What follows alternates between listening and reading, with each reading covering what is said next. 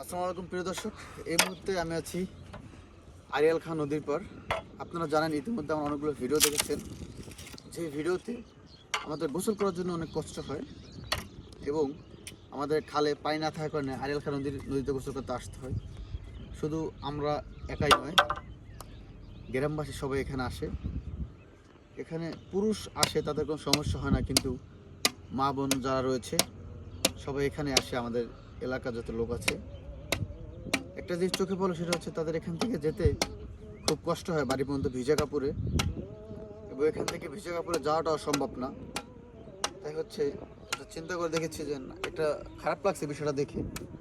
তাই হচ্ছে এখানে আমি ছোট একটা ঘরের মতো তৈরি করে দিব, যাতে এটার মধ্যে মানুষ কাপড় পরিবর্তন করতে পারে, যাতে মেয়েদের কোনো সমস্যা না হয়। একটা কথা বলতে চাই, সেটা হচ্ছে আপনারা শুধু আমাদের এরিয়াতেই পানি কষ্ট না, অনেক জায়গায় এরকম পানি কষ্ট হয়, এটা অনেক জায়গায় দেখেছি। ধরেন অনেক অনেক জায়গায় নদীর কিনারে গোসল করে, নদীতে গোসল করে, আর যাদের বাড়ি একটু কাছে তারা নদীতেই গোসল করতে আসে।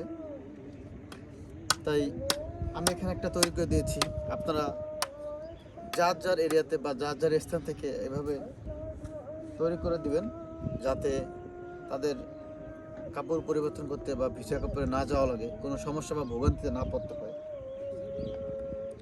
ভিডিওটি অবশ্যই আপনারা শেয়ার করে দিবেন, এবং ভিডিওটি ভালো লাগলে অবশ্যই শেয়ার করবেন, যাতে আমার ভিডিওটা দেখে অন্যরাও উৎসাহিত পেতে পারে। সবাই ভালো থাকবেন। আসসালামু আলাইকুম।